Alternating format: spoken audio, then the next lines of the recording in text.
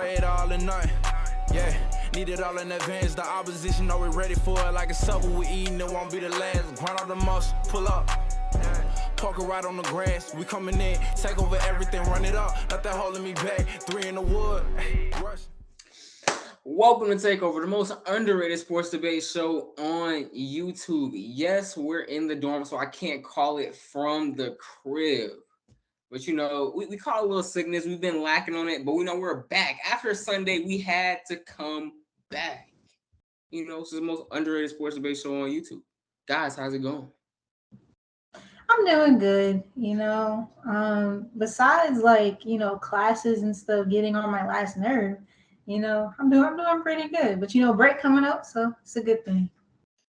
Hawks are falling apart from the inside. Everybody in the NL East is spending $300 million on players. The Atlanta Falcons have a quarterback who can't throw, but Georgia Tech hired a guy who went 4-4 in 8 games. So I've got that looking up. And treading right into college football, the committee had narrowed it down to 4 teams Sunday afternoon. Number 1 were the Georgia Bulldogs. Number 2 was the Michigan Wolverines. Number 3 was the TCU Horned Frogs. And 4 was Ohio State, leaving Alabama out of the college football playoff. Did the committee get it right, guys? The committee 100% unequivocally, without a shadow of a doubt, got this right. Unfortunately, every year, realistically, there's not 4 teams that you can definitively say are worthy of the championship, especially with the high standards that we've put on this tournament. So it ends up being you take the obvious ones and then you pick the best case scenario. So Georgia, Michigan obviously locked in 1-2. We're not arguing about that. I don't like the fact that Ohio State backed in at number 4, but I get it because they were a 1-loss team. Their only loss was to number 2. And in the end, they do also have wins over Notre Dame and Penn State to fall back on. I don't like it, and they wouldn't be there if USC could take care of business, but USC didn't. So here we are today. But the big one that apparently at least a few people are angry about is TCU. I don't understand this hate here because TCU definitely earned this 3 seed with the way that they performed this entire season. In the end, in the college football playoff, you get in based on your resume. And TCU's resume stacked up with pretty much everybody. They weren't playing SEC teams, but every ranked team that they played, they beat. They were playing Oklahoma and Oklahoma State when they were ranked, and they beat both of them. They beat Kansas State by 10 earlier in the season. They averaged 40 points a game. They continued to play very, very well. They kept winning. They only lost on a neutral site by 3 inches in the Big 12 championship game. And I think that that's the important part here. The reason TCU deserves it is because TCU was playing for a conference championship. And the committee has made it obvious, and they've made it known that they very, very much value when teams are in the college football or win any kind of conference championship. So I think the fact that Alabama and Tennessee and all the teams that were kind of below there, because they didn't play for their own conference championship, the committee couldn't feasibly put them over a team that made it into theirs, because that's them saying, well, this team that was the 3rd or 4th best in this conference is actually the 3rd best team in the nation. They don't want to do that because, 1, they've got to spread the money somehow. And 2, it's not true. Alabama was not that great of a team this year. Obviously, 10-2 is a really, really good year. But according to Bama standards, it's not a good year. And on top of that, they didn't have a signature win, right? They played 5 one-possession games. They lost 2 of them. And the other ones were against an 8-4 Texas team, a 5-7 Texas A&M team, and an 8-4 Ole Miss team. And Texas was playing with their backup quarterback. And that A&M game and the Texas game went down to the last plays. So Alabama didn't blow a ton of people out. Alabama didn't really have that signature win over a ranked team or a high-quality team. They avoided the other 2 really good teams in the SEC, and the other good team in the SEC, they lost to. I don't know why we're having this conversation realistically. Right. So to be completely honest, the only thing that I have to say about the committee and their rankings is the same thing I've been saying for the past couple of years now, and that the committee always has these inconsistencies when creating the ranking. When you look at the criteria that the committee has put out for themselves, they don't seem to follow their own criteria. They count wins and losses, record against teams in college football top 25, strength of schedule, and their best win, quote unquote best win. So in my opinion, how does TCU not only lose 1 game, but they lose their conference championship and not move down any spots? Is there no value in conference wins?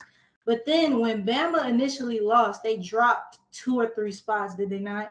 And then when you think about strength of schedule, you say Bama didn't really have a signature win, but when you look at TCU, they beat MSU by 8 and Colorado out of conference. Before Alabama really got to the SEC portion of their schedule, they already really played TSU's best win, quote unquote, best win on the road.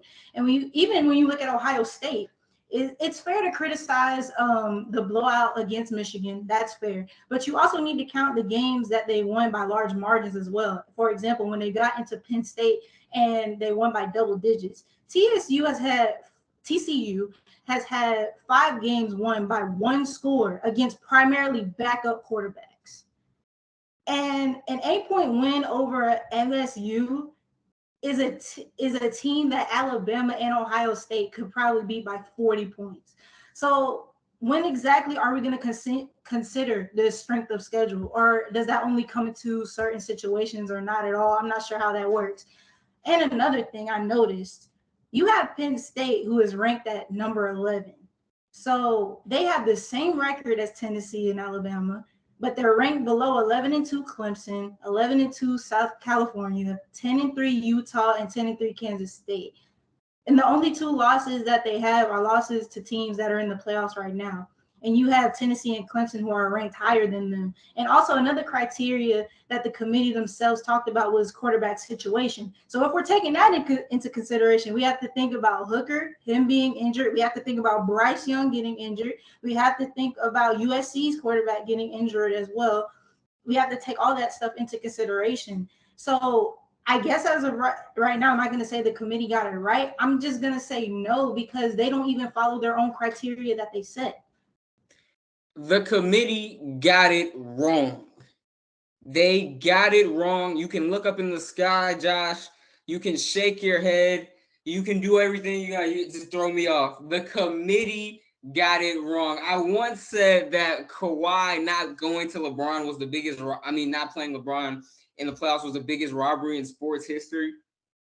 The committee leaving Alabama out of this playoff right here could be one of the biggest robberies in college football history. You want to talk about conference, you want to talk about play. If Alabama was in the Big 12, it would be a monopoly.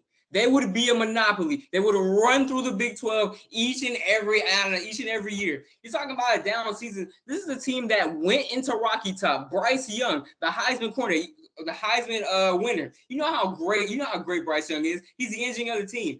Went in there with half a shoulder and went gun for gun with the best offense in America and only lost by 3 points. And they went into Baton Rouge going into these areas. The SEC, unlike the Big 12, there isn't a lot of cupcake games on the schedule. You have to grit in and grit out a lot of these games, and Bama had to continually do that with a hurt quarterback. And if you want to switch places, if TCU was in the SEC, they'd be the likes of a Kentucky. You know, it's a reason why Alabama is rated 10 points higher in FPI than TCU, because a lot of people believe that Alabama is the better team. And now we're subjected to another bad football game in the first round, which we'll see, because I see the spread right now with the Wolverines by 10.5. I don't believe that TCU matches up, especially after losing their conference game. If you're a team outside the SEC and Big Ten, I know it's not fair because you're saying these other teams from other Power 5 schools should get a chance, right? And I perfectly agree with that. But you have to show up and show out. And when it was their time to show the world that we really belong here, they lost. And those are the facts. They lost the game. And I've never seen in college football history, I have never seen a team lose a conference championship and never move down a slot, ever. If Alabama lost the game, they'd be moved 3 slots. If Georgia lost the game, they lost 2. When Georgia lost against Alabama in the SEC championship, they moved down 2 slots in the Michigan game. It doesn't matter how great Georgia was throughout, they still moved 2 slots. TCU is the only team I've seen not move a spot and have it solidified. If that's the case and conference games matter so much, why does USC get penalized so much? Why is USC behind Alabama now? It has to matter. Why didn't it matter for him and for them? And now we have a consolation prize game where the Wolverines are about to overpower and dominate a TCU Bullfrog team. And now we're going to have a boring playoff. You're the main one. You're the main advocate. This is boring. It's the same team, blah, blah, blah. You're not making it easier. You're making it easier on Georgia. You're making it easier on all the other teams to get a win. And you'll see that when this team gets obliterated, I'm not going to put too much on Cincinnati, although they got beat by 21 points. I just don't see the point. I think Bama is the better team, and they missed out on opportunity here.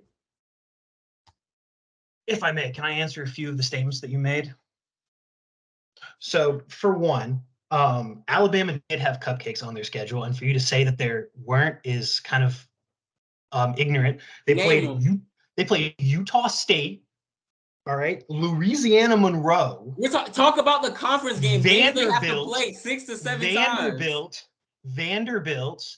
All right, Arkansas was like 6-6.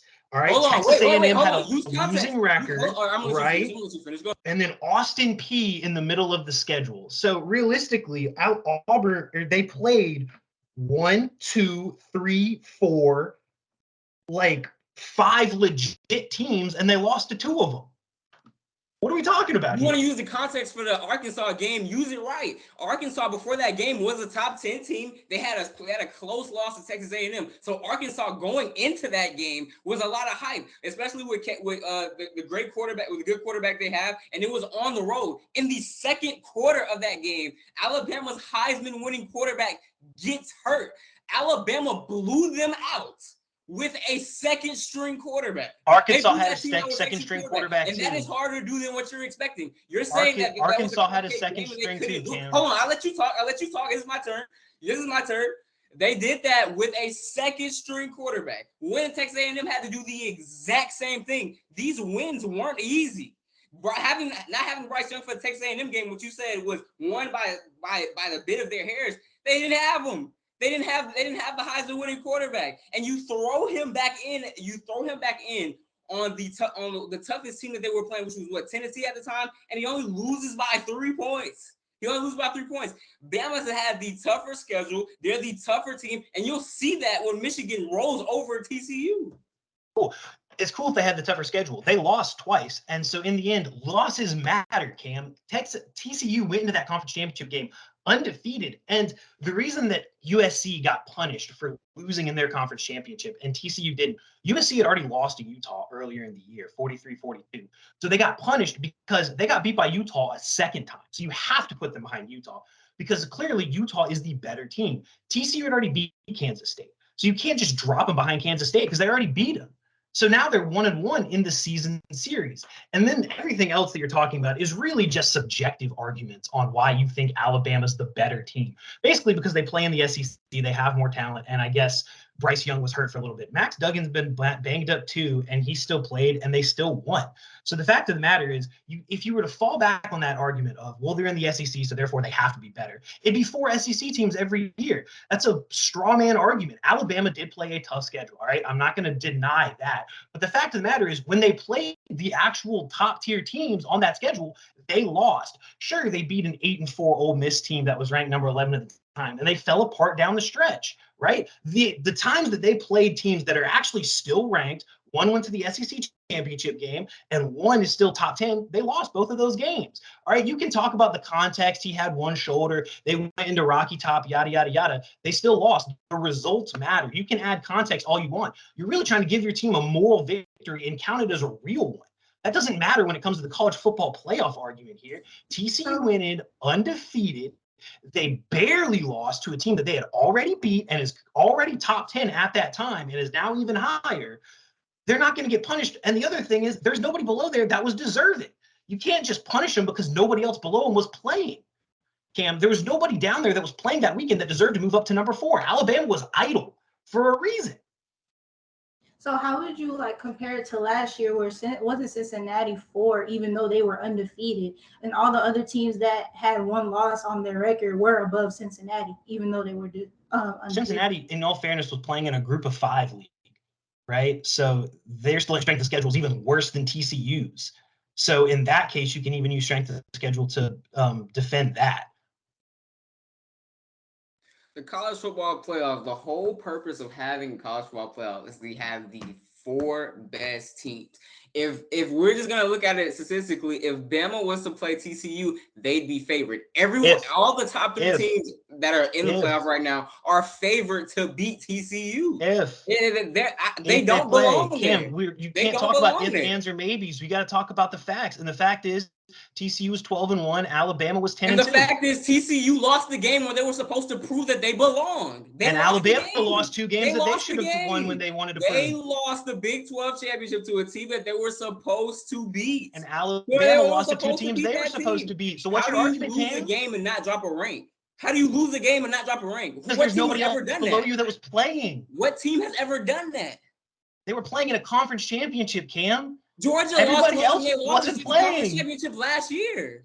They dropped because Alabama was playing them, so you can move Alabama above them, right?